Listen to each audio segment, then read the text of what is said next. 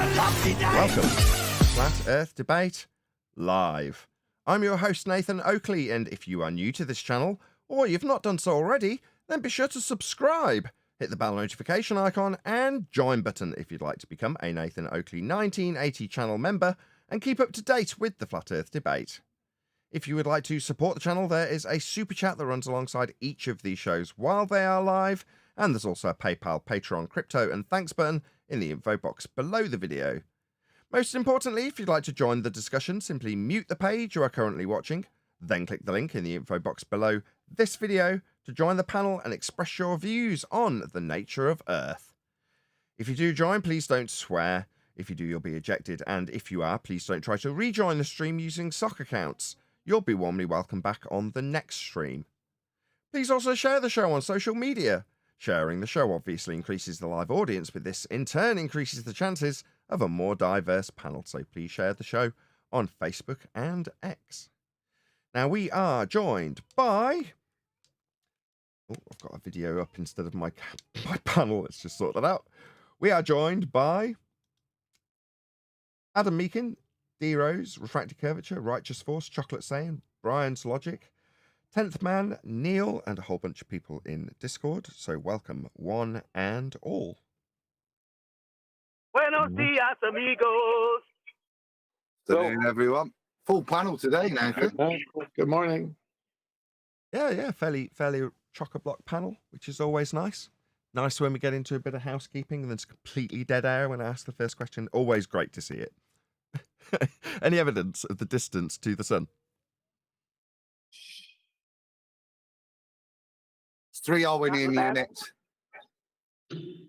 3 AU. I can give you. Was it not 2 AU? I thought it was 2x distance to a rainbow. 1 AU being a distance to a rainbow, 1 Arwinian unit. There's 1 Arwinian unit is the distance to a rainbow, but I don't know. Arwin's here. Oh, is he? Have I got it wrong? No, I don't think so. Subscribe today to Arwin, ARWIJN channel for more eclectic views on current affairs as Arwin sees them. He does a daily show called The Early Bird. Goes out just before this one does. Everyone wants to rumpus my plug for Arwin. He does a show called The Early Bird. It goes out just before Flat Earth Debate, about an hour or two before us. Depending on how long he goes, he's probably rounding out as we speak. So yeah, please check him out. He got a guideline strike. Oh, did he?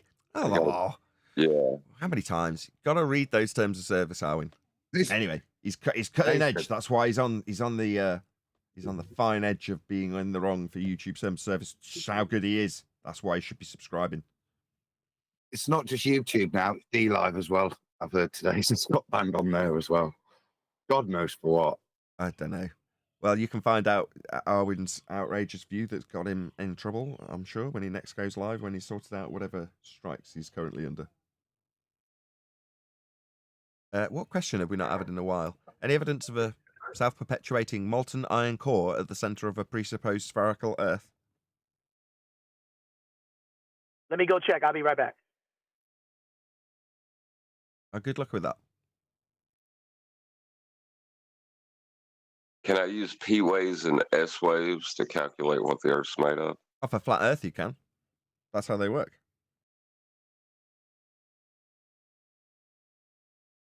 Any more for any more? Any particular housekeeping question anybody wants to do? I think we've pretty much covered them all over the course of this week.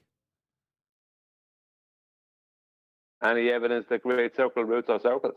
That's not a housekeeping question. Outrageous. Get out. That is a housekeeping question. You just choose to ignore it most of the time. Let me get it right. A housekeeping question that's never been asked really for more than about a week as a housekeeping question.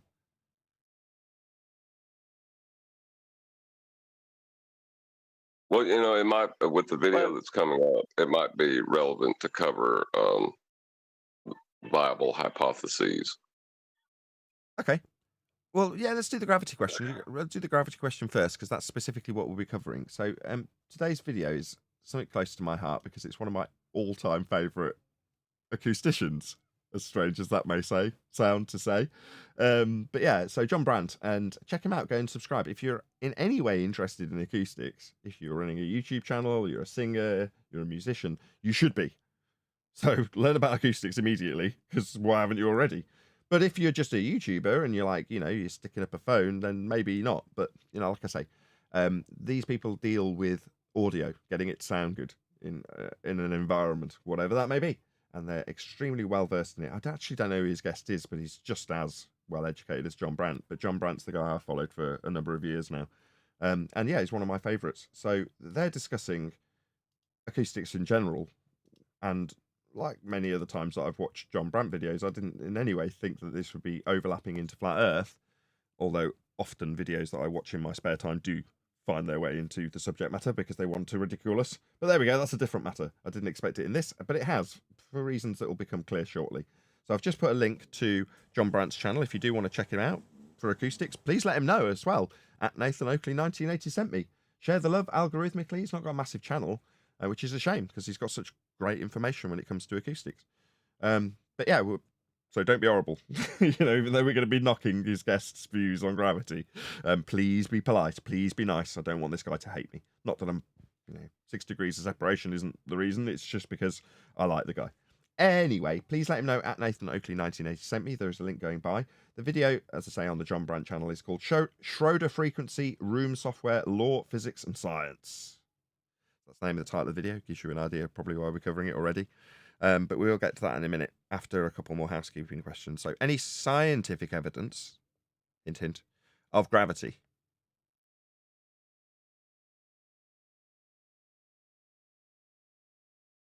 What is the phenomenon that we would be studying?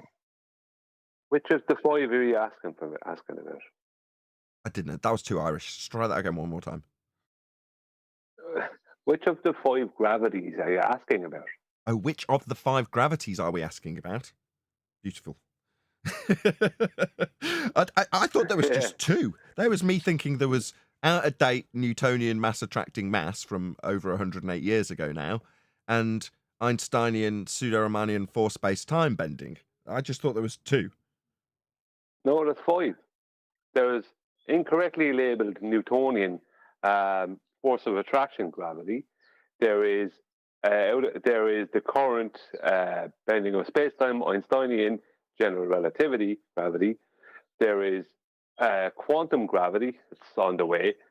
There is electric gravity from our own side, supposedly, right? And there is specific gravity. Now, Let's start there. Specific gravity. Specific gravity, yeah. What's that? What's that? This correct its correct name is relative density. So yes, there is scientific evidence for that.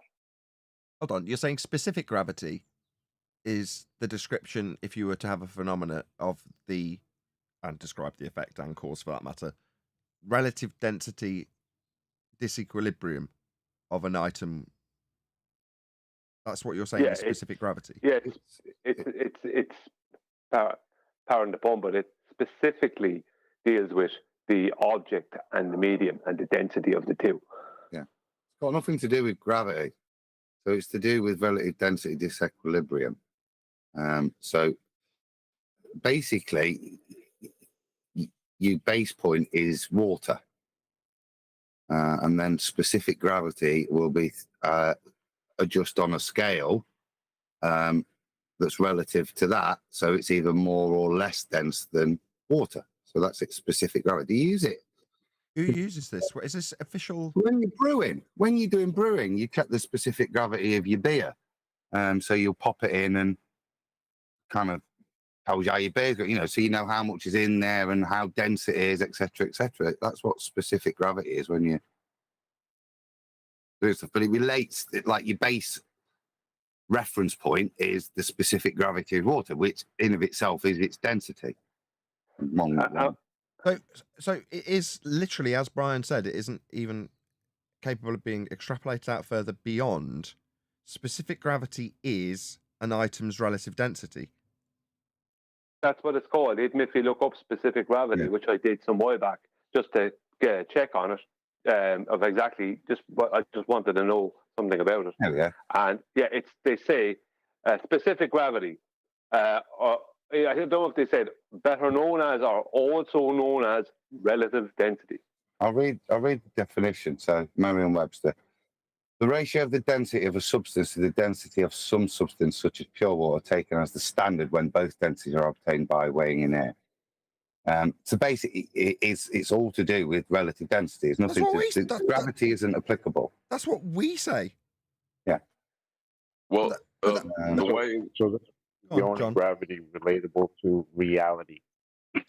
That's what you're saying. This one's better. Khan Academy. The specific gravity of an object is the density of that object divided by the density of water. There you go. So it's that ratio between them. Well, there's a little bit of overlap because all the gravities are going to be describing something's vertical movement with reference to horizontal.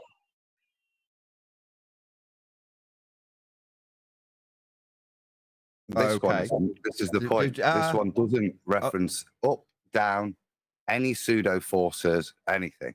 Its only reference is the density of water and the density of the other liquid that you're going to make reference to as a percentile of the density of water. Gravity, right? There's no gravity in there. Hold on. Right. That's not what John said, though. How can you sandwich in or extrapolate out? I'm sure you're going to point out how bloody obvious this is now, John. But how do you get that horizontal reference plane out of that specific gravity when it is just literally the relative density, what divided by what the density of water is? Did you say, Adam? Yeah. That's it. Right. So your water level will be your horizontal plane, and whether it rises or sinks within that medium will be your vertical movement. Really? Yeah, it's because it's only an up or down. Yeah. What it telling really me is buoyancy. Hold on. The reference to describe it is just Archimedes, then. Archimedes principle, yeah. So you're saying that to describe relative density, or if something's moving, the relative density disequilibrium of a specific object in a specific medium, when described divisible by the density of water, when displacing something in water, a la Archimedes' principle, that is specific gravity. Yeah. Yeah. Specific gravity is buoyancy. It's how much buoyancy is offered to an object or Hold substance. on a second. You can't say it's By a buoyancy. medium. No. It is. That's what buoyancy is. Stop. I've just got to. I hate to interrupt you. Up until now, fine, everything was hunky dory. But as soon as you say buoyancy, that's got its own definition that incorporates gravity. No, Actually- it doesn't. That's wrong. I must have saying this a load of times. No, Okay, I'm going to well, have to correct you now. Feel free. I'm going to completely correct you. Okay, go ahead. Buoyancy is Archimedes' principle from 900 years prior to anyone mentioning anything to do with gravity. It has nothing to do with gravity. Gravity is a downward vector force. Buoyancy is a supporting force, right? Supporting effect, depending on the medium and the object or substance within that medium. It has nothing to do with gravity. Just because they say it has doesn't mean that it actually has. You're wrong. Sorry. I have to be very straight with you about that. Well, obviously you don't like it when the shoe's on the other foot. So when you bark on all the way through after shows about, well, yeah, but that's what they say. Well, in this instance, they can cite it and do in terms of buoyancy, having a direct connection to not specific gravity, but quote unquote gravity, which would fit into either one of two things, right? Newtonian or Einsteinian, when you just say gravity as it's referenced in citations about buoyancy. Buoyancy is 900 years before anyone mentioned anything about gravity. Buoyancy is just the thing they had to hijack because it debunked their claims that everything is going down due to an attractive force. Because it's not. Because things go up because of buoyancy, like helium balloons. So that's what they had to hijack because it's the thing that debunked them. Right? It has nothing to do with their claims is like force of gravitation. A force of gravity gives weight to a mass, but weight is a a linear downward vector force. Buoyancy is not that. Buoyancy can cause things to go up, which is not down. They're just hijacking it. I get that. Now, I'm not allowing them to hijack it any longer. I'm not having a jab at you other than to say that you will fight the corner of, well, yeah, but that's what they'll cite to you. That's what you end up arguing about. Therefore, it's worth discussing. But that's what I'm getting out of you now. Not that I in any way disagree with you. And yeah, I appreciate that's what we're dealing with, right? They take these words, oh, that's a bit of a problem. Well, we'll just incorporate it. If we fold that into a description of gravity and stick it in a Merriam-Webster, then there we go, problem solved. So then we end up having to combat that. I understand that you're just saying, well, yeah, they had to. It's nothing to do with their downward bias, which is gravity. It's up. But they've got to incorporate it, so they fold it into a definition. And then that's good enough for your average surface puke regurgitator, aka anti-flat earther / baller, right? Well, yeah. I mean, if you weigh an object in air and then you weigh it in a vacuum, it weighs more in a vacuum because there's less buoyancy. Their problem is they need to give weight to the air. What they're trying to claim to be a mass of air, right, is given weight by a force of gravity. And they have to make that claim for them to claim gas pressure sticking to the outside of a ball in a vacuum. Okay, well, we've approached this backwards. One second. Okay, this is important to see. That's not the only example I could give, but it's the one you're fully aware of, right? But that is not what happens. In air, an object is given a certain amount of buoyancy because air is a medium. And Archimedes' principle, and Archimedes himself was pointing out that the medium, right, mostly was based around water at the time for ships now, but the medium determines. You know what I mean? It's all about like a massive ship made of steel, because it has so much air in it, it is actually less dense than the water. It's only when the water is replaced by water through water coming in over the sides or from the bottom, then it becomes more dense and sinks. So weight is only, well, just 1 second. All weight actually is on how much buoyancy something has. That's all weight actually is. Because I can stand on those scales now and my weight will be whatever. But in water, in fresh water, my weight will be less. In salt water, it'll be less again because I have more buoyancy. So that was what they had to hijack. Indeed. Sorry, John. But go ahead, John, and then I'm going to just cover, before we get onto the video, debunking Einsteinian and Newtonian gravity both, so that they are concisely covered before we get into the video. Go ahead, John. Right. So if you take a ball and you push it into a tank of water, the water level will rise. You're going to need a flat earth for that. Archimedes' principle. So, right. So whether you're talking about buoyancy, gravity, or just displacement, you're going to need a flat plane for that. Indeed. Isn't it, Ace? Yeah, well, this is it. Well, that's where I was hoping this would end up, because when I was having a little jab at you, going, well, you always point out how the anti-flat earths will argue these points with us, and you've got to go around the recon and understand where they've hijacked buoyancy in this instance. And I thank you and applaud you for doing that, because I couldn't have done it as concisely as you just did, Brian, even with my interruptions. But there we go. But the point is that when you've got something that can cut it all off at the knees and just take it straight to a flat earth proof, you chuckled for the same reasons I've been chuckling like the last 2 months every time you go, oh yeah, right. There could just be a V12 going over the highway in this regard, straight to the, well, you're going to need a flat earth for this principle when you describe the displacement. I mean, I just, when I say they're always saying this and they're always saying that, that's more to do with the nonsense they're going to come up with to try and argue against the point. But when it comes to buoyancy and anything like buoyancy that they've just purely hijacked, I won't avoid it. I'll actually use it against them. Because I've done it, I don't know, umpteen times in comment section on YouTube when someone comes at me with something and they bring up buoyancy and they go, yeah, Archimedes' principle. Your point is? And they can't come back with anything because they know, that's not, what have you got? They have nothing because they're trying to. How dare they take the natural effects that we see in the world, the natural things, visual effects, let's say refractive things, and actual effects, relative density, things like that. How dare they just take that and hijack it? I won't allow it. And taking it back from them. That's what I'm trying to do. But besides all that, John ends it by just saying, "Well, water level is rising. You're going to need a flat earth for that." So, because you will. Now, sorry for being so straight with you, Nathan, on that topic, but I felt I have to be there and then. No, So I want you to. I want No, don't get me wrong. I want you to. If it didn't, I'd have to drag it out of you. And in so doing, it would seem like I'm trying to oppose you saying it so that you'll fight me over it. It's like, no, that's how the education comes across to the audience. But it's good to have a chuckle. So long as we've done that, we've had a fairly large interim between me introducing the video that we're going to be covering, because he talks about gravity. And in a minute, I'm going to preempt that even further by discussing actual Newtonian and actual Einsteinian gravity as people understand it, so we can just overcome them before we even get into this video. But I want that cutting edge understanding so that you can, as you've just done, explain that no, what you actually come across isn't going to be sufficient to just have a, well, you're going to need a flat earth for your raising horizontal plane of reference with this differential in terms of Archimedes' principle.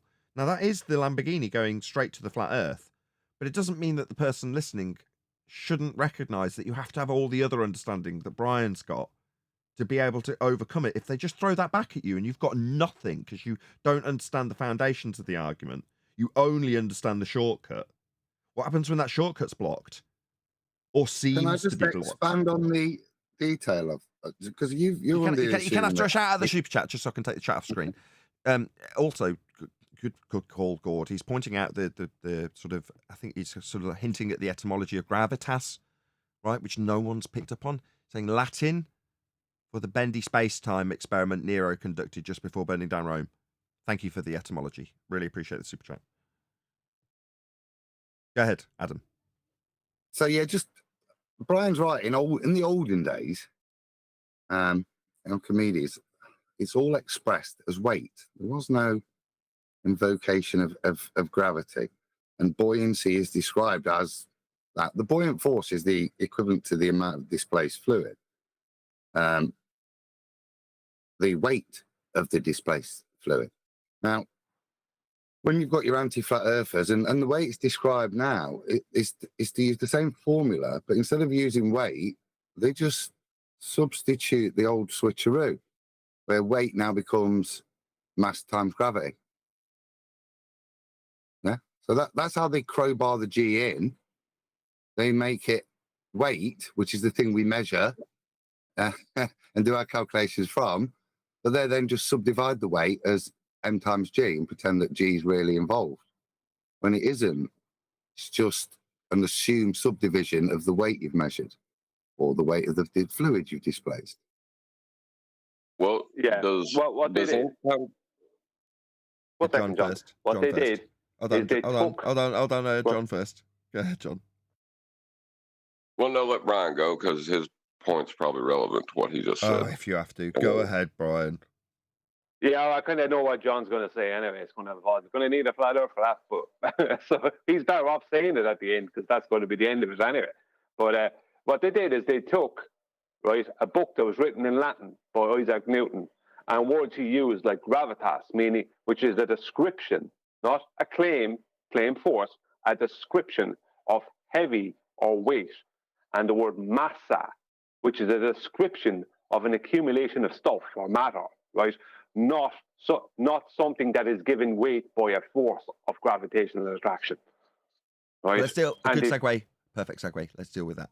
Okay, so there's commonly two gravities in quotes, right? Now they are independent of one another. One supersedes the other. But we'll start with the former notion still taught to school children right up to a high school level, which is what we'll be covering in the video in a minute when we get to John Brandt. Subscribe today. That is the idea and notion that mass attracts mass. Gas behaviour defies that 108-year out-of-date superseded by Einstein rhetoric of Newton. In name only. He did not want this notion ascribed to him, but it was anyway. So Newtonian, in name only, mass attracting mass, is debunked if you just observe gas behaviour. Mass does not attract mass. Gas has mass. If you want to define mass for us, that would be useful, but we'll get there later. Meanwhile, it's not attracting. Yeah. So that is superseded 108 years ago. It's not like this is recent. Not like we're talking about 10 years ago with some of these acoustics governing bodies or whatever you want to call them. 108 years ago, a man named Einstein invented, that is to say, conjured out of existence that wasn't there before, a geometry, pseudo-Riemannian force space, and that is the notion of space-time, a fourth dimensional, invented geometric aspect of our universe in description only, mathematics, bending as a result of, in the mathematics only, the description of the uneven distribution of mass. Now, in terms of whether or not you appreciate up until this point how that doesn't need to be debunked, it's a pseudo geometry invented by a man. So, because a pseudo geometry says we have a fourth dimension that bends, doesn't make it so.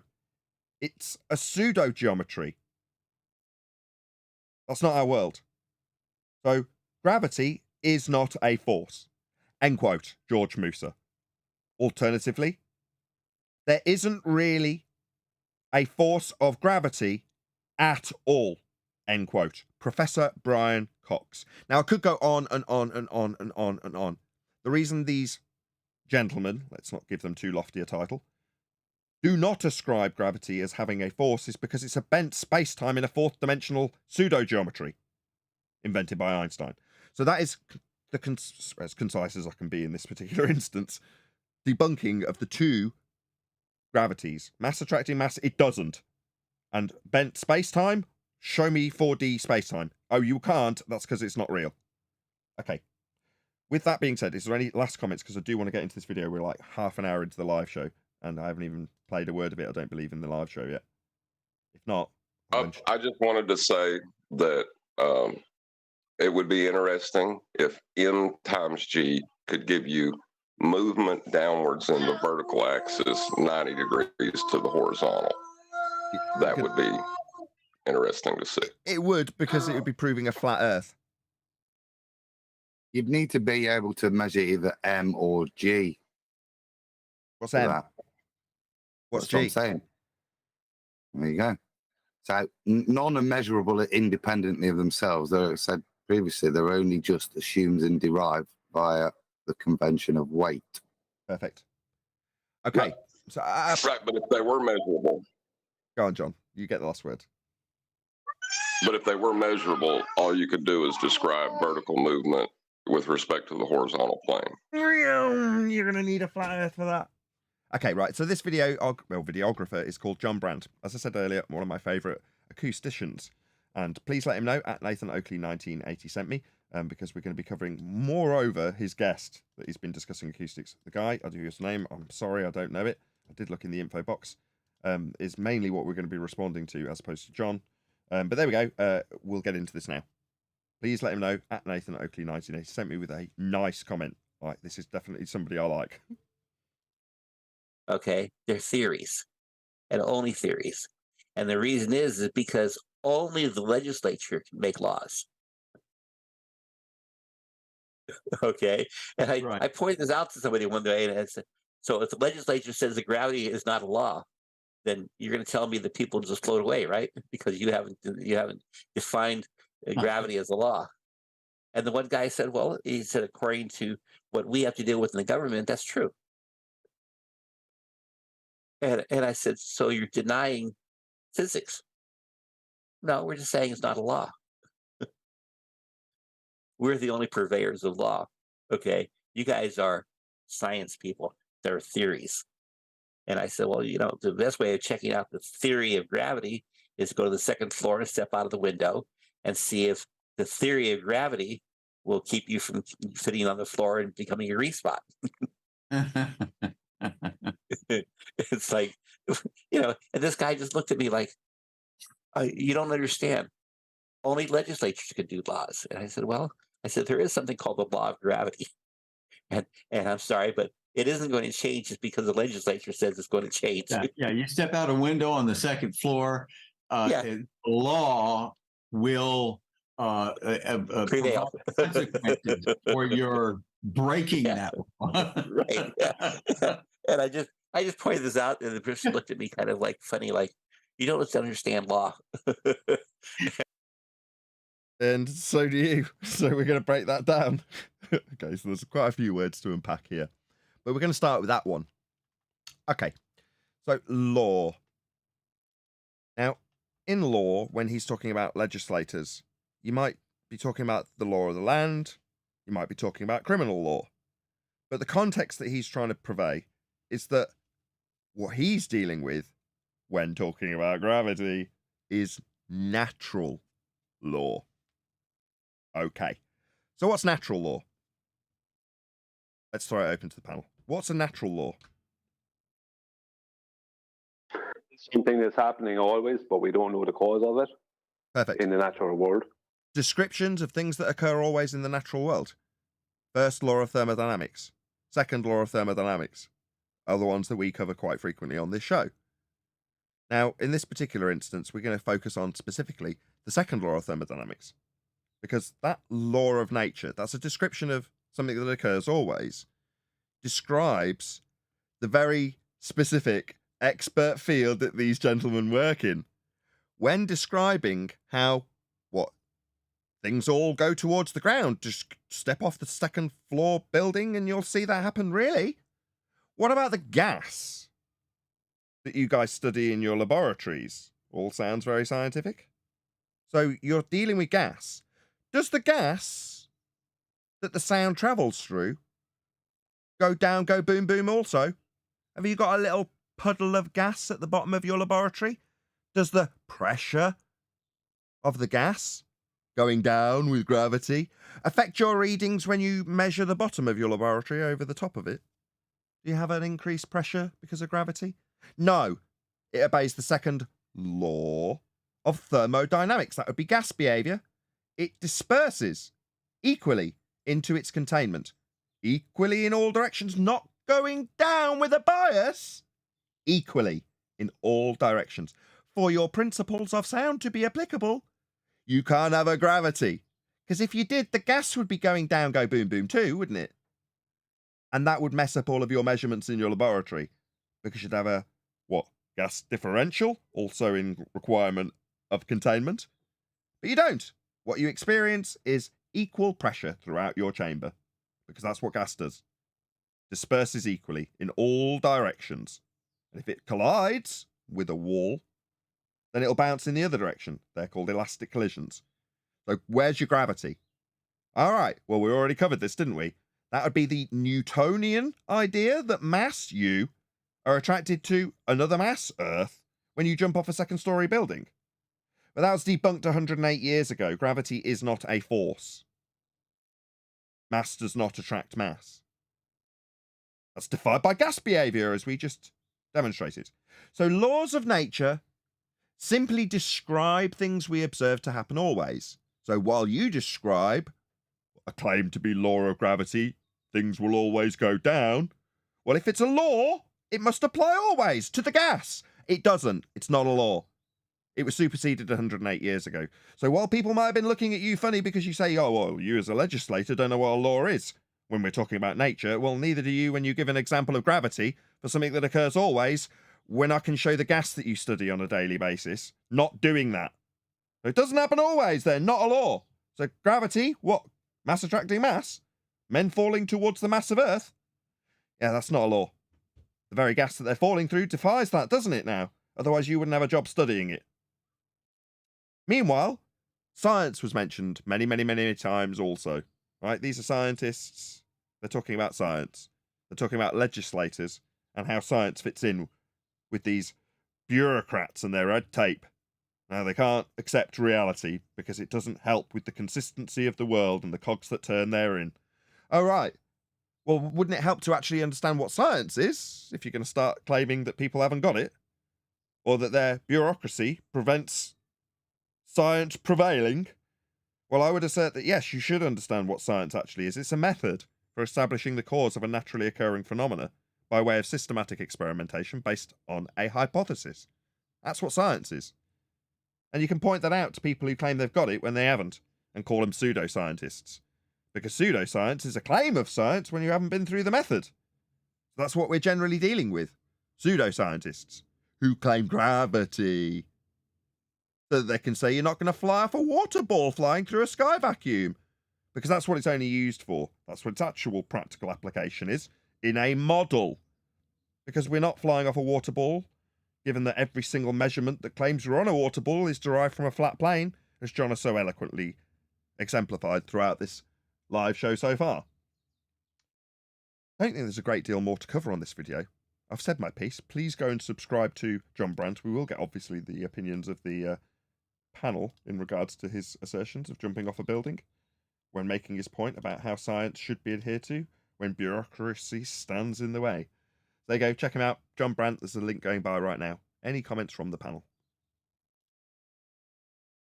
Well, I didn't see anyone else's lights going off. So, well, he's making the biggest mistake he's making is being arrogant.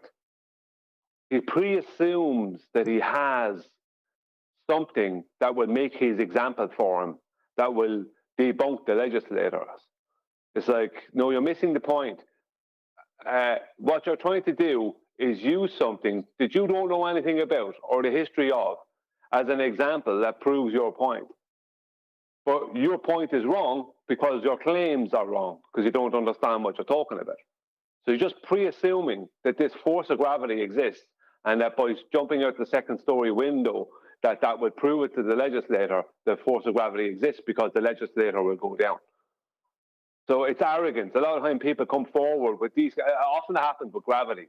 You know, it's like, oh, you don't believe. Well, if you don't believe in the law of gravity, and it's not a law, it's not a theory, and it's not a law. It's not anything, right? If you don't believe in the law of gravity or the theory of gravity, right, incorrectly stated, then try jumping out a second-story window, right? So I'll go down.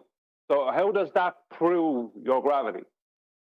What has that got to do with this force of gravitational attraction that I know you're claiming? I know that's the exact specific gravity you're claiming. Imagine if you asked him, which of the 5 gravities are you claiming? How many heads would he looking at you? What do you think you have? People arrogantly throw out these kind of things, these heliocentric ideas. You know what I mean? Heliocentric ideas that they throw out there arrogantly, thinking that makes their point. For someone uneducated, it would. But not when they meet somebody and they will continue, and somebody who's talking about the same things as we are, and they will, because people like us are growing in numbers in the world. So that's going to backfire on someone publicly. Finished. Indeed. And the fact that it's used in this example is because it has such bite as an example, because it utilizes the death cell to sell you on gravity. Will jump off a building if you don't believe it, is a fear-inducing methodology to shame you into thinking that you should be jumping off a building if you don't believe in gravity. It was also topped off by him saying, if you don't get this, you just don't understand. Like, again, another form of ridicule. Now, for his example that came previously, check out the pre-show if you want. I might play one statement from it before the live show's rounded out. I'll rewind back to his glorious statement. Can I comment on Brian? Yeah, go ahead. I'm waffling to keep the momentum going. Yeah. Go ahead. No, I try to get in, but see, it's funny because Brian says uneducated, which he's right, because he doesn't know the real description or usage of the word gravitas for gravity that they've hijacked. But I'm going to come in from the other side, because they have taken that word and made it a force that doesn't exist. It's all the educated people through all the education systems that are coming to this argument with a false understanding of it. And Brian is just opening that up with his nice, eloquent talk there, but he used the word uneducated. But I want to switch it and say educated falsely, and then Brian educates them properly. You see what I'm saying? They're misusing the word. Like, for example, you have a law in some places that say no smoking in this restaurant. What's that got to do with gravity? Nothing. But it's a law made by local government. Now you have natural world. Some things go up, some things go down. But they're saying there's this force of down. But there isn't anymore, because gravity is now the force. So the same education process that got everyone to think that there is a force is telling them 100 years ago there is no such force. So they're in trouble.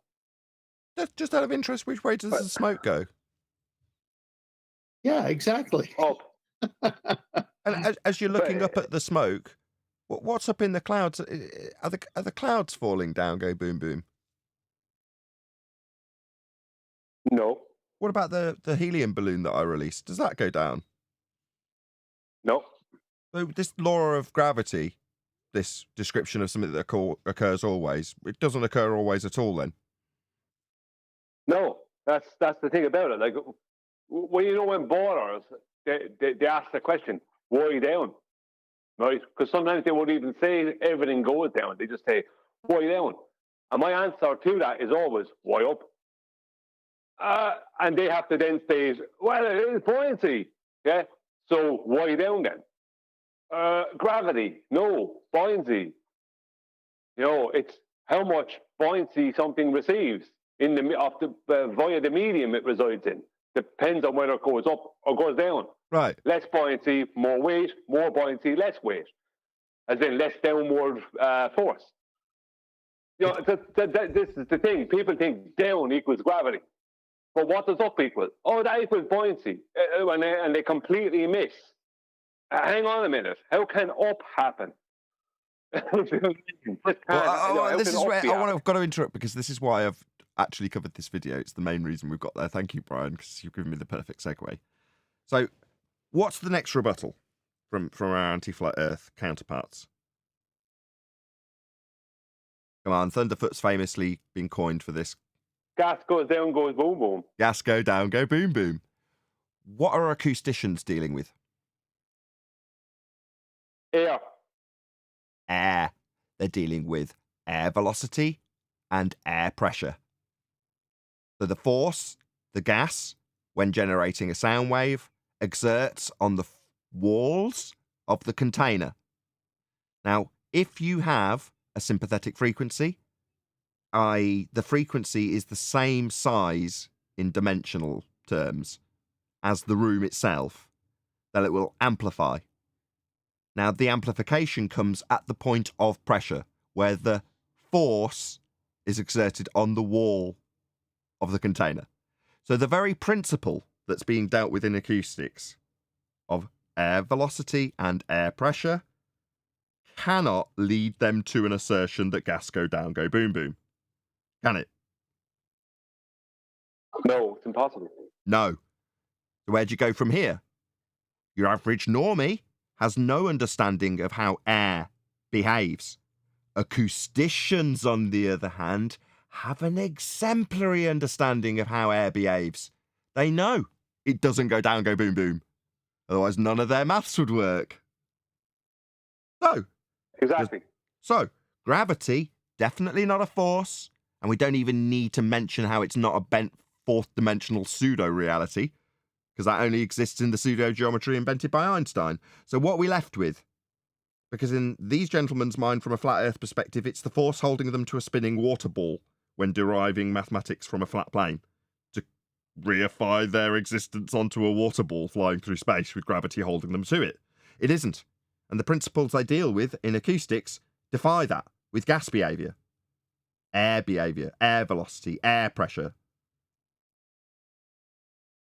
If you take, just for the audience and for the video, if you take the statement of a force of gravity gives weight to a mass, and you then transfer that as what that would have had to be written as in the Principia Mathematica, Newton's Principia Mathematica, it would translate as, right, like vis is force, right? Gravitas is weight, and massa is an accumulation of stuff or matter. So it translates as a vis of gravitas gives gravitas to a massa. And what that, if you translate that into English, is a force of weight gives weight to an accumulation of stuff. Now, a force of weight gives weight to accumulation of stuff. That means nothing. No, it's almost akin to the formulated hypothesis given to us on a few separate occasions when you're detailing the Cavendish experiment, which gets formulated: if mass, then mass attracts mass. Yeah, it's the same thing. It's like I don't know if a double negative is the way to describe it, or double positive. You can take the word gravitas out and put in any word. The force of water gives water to a massa. Do you know what I mean? It makes no sense. It just makes no sense when you put it into that. No, it's perfect. Adam went through it earlier when he was talking about how it's self-cancelling in any equation. They can insert it into the equation to just take it out again, so it's just there, but it has no bearing on anything. Well, when you describe it within its own description of a nondescript mass in this instance, it just invents itself and then removes itself simultaneously, doesn't it? But when you have net force 0, what are you describing? Well, you're describing all of the counteractions that are finding themselves in equilibrium for gravity. What's the end result? Well, nothing. Net force 0. What do you mean nothing's happening? No. It's not that nothing's happening. It's that not nothing's happening. Net force 0. Net force, because there's gravity involved when nothing's happening. Yeah? It's just a way of getting it to cancel itself out. Well, it is. I mean, I understand more now more than ever. It's not saying I didn't understand in the past, but now it's like I really understand why QE goes after the word mass so much. Because as soon as you insert the word mass into a sentence, even if you're not talking about weight or anything else, you're invoking that this mass is either being given weight via force of gravitational attraction, that would be pre-Einstein, or you're stating that this mass is a quantitative measure of inertia and weight creates inertia. So either way, you're connecting the word mass to weight. Either way, on either pre or post-Einstein, you're connecting the word mass to weight. So it's like witchcraft, where you're constantly tricking yourself by using the word mass when you don't realize what you're actually stating. The definition for the word mass needs to be changed to what its original, where its original Latin version of massa, which is an accumulation of stuff or matter. That's fine. If someone was to refer to the word mass as meaning that, I'd have no hassle whatsoever. But that's not what's employed, whether people realize it or not when they use that word. As soon as you use that word, you're invoking a force of gravity straight away, or you're connecting it to weight via a quantitative measure of inertia. Either way, you're connecting mass to weight each time, as opposed to weight just being weight and mass just being the description.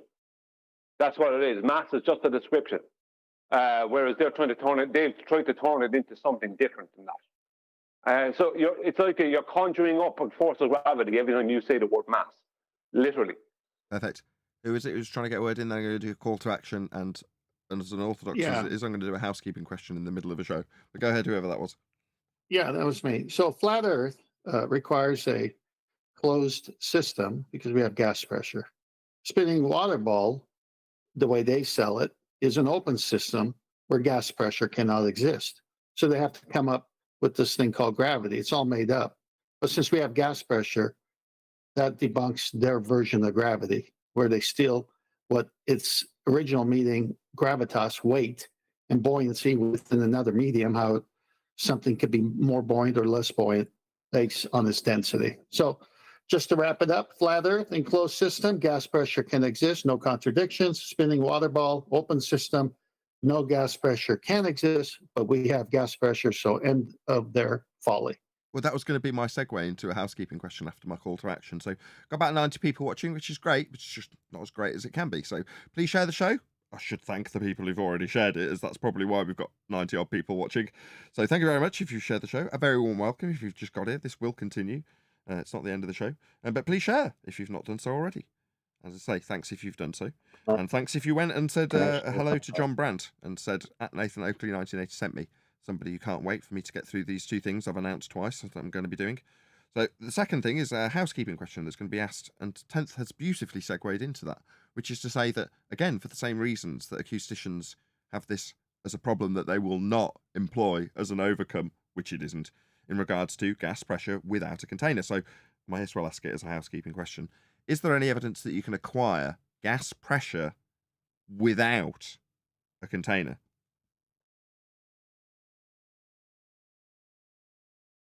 No. Outer space is fake. The sky is not a vacuum. If the sky was a vacuum, then the gas we're breathing would fill that space. Entropy, again, second law of thermodynamics, a description of something that always occurs. Gas always fills space. And what do you know? They claim the sky above us is just a space. They even call it space. So it's a space for gas to fill then. Yeah, entropic law, descriptions of things that occur always. Gas would fill that space, we'd all be dead. Outer space is fake. Nobody's going to the moon. Nobody's been to Mars. Nothing's leaving the obviously must be antecedent consequent relationship contained system that we must have to be breathing. But to have gas at pressure, we must have containment. Therefore, no trips to the moon. Because if a spaceship can travel to the moon, so can the gas we're all breathing into the same area of space that it's claimed that the moon travel took place in. Go ahead. Nathan, this guest on the show that you like to listen to was trying to use the word law.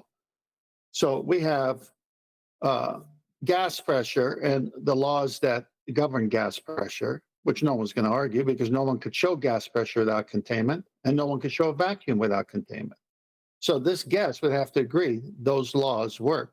Now, I want him, if he ever listens to this, to contrast that with the pseudo law of gravity, because that is in stark contrast and opposition to the gas pressure laws. So he could free himself of this brainwashing if he takes what he thinks is a law, a force that doesn't exist, versus the law of gas pressure. How do you get gas pressure? So he's in a bind if he's going to stick with the word law. Well, his entire career is based on how gas pressure works in a confined, contained space. That's his job. Both of them. That's all they do. Okay, so take that knowledge, I'll be done real quick, Brian. Then say, contrast that with what you've been told is the law of gravity. One contradicts the other. Yeah. So I've looked for this segue for, like I say, I've been dealing with treating my studio, as I can now happily and fondly call it, for a number of years. Every birthday and Christmas, every bit of money that I've had going spare. I've even done a couple of GoFundMes to buy a couple of panels here and there. But I've done that, hence me being interested in what John Brandt does, because that's where I've got all the information, not just him, but many other acousticians. He's one of my favourite. So to say, oh, right, how does this relate to our subject? It should have been obvious from the off. We're dealing with gas pressure without a container when we debunk outer space and the sky vacuum. Well, that's all they're dealing with, right? Gas, how it behaves in a room at pressure. Perfect. Well, the thing about it is for heliocentrism must claim, right? This is their, it's not that they must. So this is their claim that air has weight, which is gas goes down, goes boom, boom. That is what they have to claim. If you are having trouble sleeping, you can utilize today's sponsor. This show is brought to you by heliocentrism. All-time best sleep relief you'll ever have. Total sarcasm. the worst help you to sleep thing ever. Even when I was a proper heliocentrist, there were things that gave me sleepless nights about heliocentrism. Specifically, the vastness of it all and the emptiness that left me with. So when I focus on it in the shows and talk about the insignificant speck of dust that you become in a heliocentric world, it's because I dwelled upon it prior to Flat Earth. Yeah, it's another death cell, isn't it? It's another fear-based mind control. That's all it is. Well, that's the goal of heliocentrism, is to make you feel that way, because they don't want you to know a creator. They don't want you to search for a creator. They don't want you to live to a conscious that governs you. They want you to say you're an accident and this is the only life you got. Live it, party, do whatever you want. They want an excuse to do whatever they want. They don't want to be under any obligation to a creator whatsoever. Air has weight. I'll just do one last plug because we're getting towards the end of the live show. So this is John Brandt, as I've said many times in the show. It's one of my favourite acousticians. Please let him know at Nathan Oakley 1980 sent me, as we've covered his guest. It's not actually him that we've been covering, although he did agree with a lot of the sentiment and would also be very useful because his specific career does deal with gas and its behaviour. When we debunk gravity, this has been a useful segue. So I'm glad that I've actually been able to incorporate some of the acoustics knowledge that I've acquired, not that I have in that context, by shouting out one of those people that served me very nicely in terms of my quest to treat this room. And I hope it sounds great. So yeah, shout out to you actually, John. Thank you very much for all your wonderful information on acoustics, as I've got the opportunity to say so. Hopefully a few people that I've sent your way will subscribe and appreciate how fantastic you are. So thank you, sir. It's not actually this gentleman on screen. Let's just see if I can picture. Good, there you go. John. Yeah, he's a real wise guy. He is a very wise guy when it comes to acoustics. That's correct, Neil. There you go. Subscribe today. John Brandt. Okay. Any more remarks before I ask people to stay tuned? We've still got a couple of minutes left. Hopefully I haven't just killed the conversation by doing that last shout out for John Brandt. I will say something. If air has weight, then objects will weigh less in a vacuum. Objects weigh more in a vacuum. That's the end of heliocentrism. If air doesn't have weight, the heliocentric paradigm, I use the term, people don't like it, but it's the best way to describe it for the everyday person. The heliocentric globe model cannot exist. Yeah. If objects weigh more in a vacuum, and they do. Or to link it to these guys, if air had weight, nothing in acoustics would calculate out the way it does. Pressure is exerted equally in all directions, and that's one of the principles that has to be adhered to if you're measuring anything. And while you might have an increase in pressure that can affect acoustics, or a decrease in pressure, gas isn't going down, go boom boom. There is no gravity applicable. The information coming from this show is second to none. Yeah, absolutely, Neil. We are ace. You are not wrong. That's why there's almost, but not quite, 100 people watching. Please share the show. But seriously, thank you for everyone who has shared it. We wouldn't have almost 100 people watching. But it'd be nice if we had 100 people watching when we round out in a few minutes' time. We'll see. Please share the show. Well, I think Brian should say it again and keep saying it again. I mean, just on that one point about weight in the vacuum destroys, from that aspect, all the other arguments they give you from other points. Yes, how many Brian. ways can this globe light die? It would help if you were even more repetitive than you normally are. You want me to say it again? But you don't listen. Well, the thing about it is that if you take it on board of what the implications of air not having weight means, most people, and I mean most people, will go, yeah, that's strange, it doesn't have weight, should have weight, and they just carry on. It's like, no, you don't live on a globe in a vacuum. And that is the proof of it. It's just so simple. It's too simple for people to just grasp. It's more simple than the black swan. It's more simple than anything else I think I know of in this arena. Just that one thing. So that's why people aren't latching onto it. It's one of those things. It's like years ago, the horizon argument was, I remember hearing that horizon argument years and years ago. And I even used it. But it wasn't until the black swan came out that everyone kind of went, hang on a minute. Do you know what I mean? Well, not everyone. There's still bozos out there. I still don't get it. But on our own side, because they're idiots. But anyway, the point is that it's the simple things that we look straight past. And they are the most devastating things. Because all the heliocentrism does is complicate matters as much as possible. Because they never had an argument. So all they've got is complications and maths and jargon that intellectually intimidate people. That's all that group of people have. But the simple things ends them. The horizon, QE there night, the horizon. Yeah, he took it away from them. It's nothing to do with them. He showed it's nothing to do with curvature. It's horizontal comes from the word horizon. It's a horizontal plane. With that, I'm going to say if you are watching this on either Nathan Oakley 1980 or Nathan Oakley Premiering streams, then stay tuned, as there will be an after show to follow. Unfortunately, though, if you are watching this live, this is where we bid you farewell. So another massive thank you to all of you who smashed the super chat, liked, commented, shared, subscribed, joined as a member, and all that good stuff. And of course, a massive thank you to today's Discord and G+ panels for making today's live show possible. Once again, stay tuned if you're watching on an after show. I've been Nathan Oakley, and I will see you all in the next video.